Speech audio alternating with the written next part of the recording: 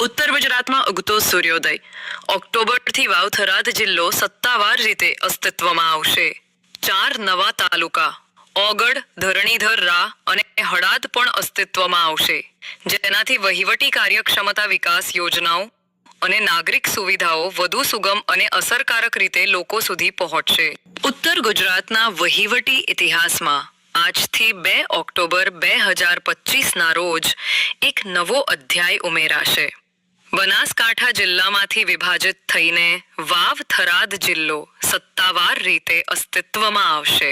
વાવ-થરા જિલ્લાની રચના સાથે 4 નવા તાલુકાનું ઉદય થશે. બનાસકાંઠા જિલ્લા કલેક્ટર મિહિર પટેલે જણાવ્યું હતું કે બનાસકાંઠા વાવ-થરાદના નાગરિકો વચ્ચેની લાગણીઓ, સાંસ્કૃતિક એકતા અને સંયુક્ત સંઘર્ષની ભાવના હંમેશા અખંડ રહેશે. સ્થાનિક જરૂરિયાતોને પ્રાથમિકતા આપવાનો પ્રયાસ. બનાસકાંઠા જિલ્લાના તમામ નાગરિકોને વર્ષોથી એકતા અને સમર્પણ સાથે વિકાસની સફર સાથે ખેડી છે. દરેક સંકટમાં એકબીજાને સાથ આપી, ખભે ખભો મિલાવી સંઘર્ષ કર્યો છે અને અનેક સફળતાઓને પરિવારની જેમ ઉજવી છે. નવા જિલ્લાની રચના એ નાગરિકો માટે વિભાજન નથી, પરંતુ વહીવટી સુગમતા માટે અને સ્થાનિક જરૂરિયાતોને પ્રાથમિકતા આપવાનો પ્રયાસ છે. જરૂરિયાતોને અનુરૂપ વહીવટી સેવાઓ પ્રાપ્ત થશે.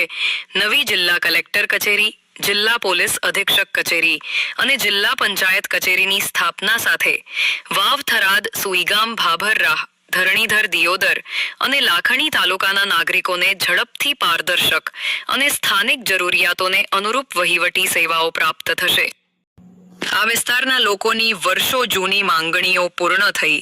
આ ઐતિહાસિક નિર્ણય ગુજરાત રાજ્યના લોકોના અટગ સંકલ્પને કારણે શક્ય બન્યો છે.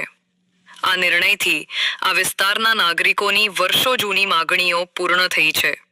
ભલે વહીવટી સીમાઓ નવેસરથી નક્કી થઈ રહી હોય, પરંતુ બનાસકાંઠાને વાવ-થરાદ જિલ્લાના નાગરિકો વચ્ચેની લાગણીઓ, સાંસ્કૃતિક એકતા અને સંયુક્ત સંઘર્ષની ભાવના હંમેશા અડગ રહેશે.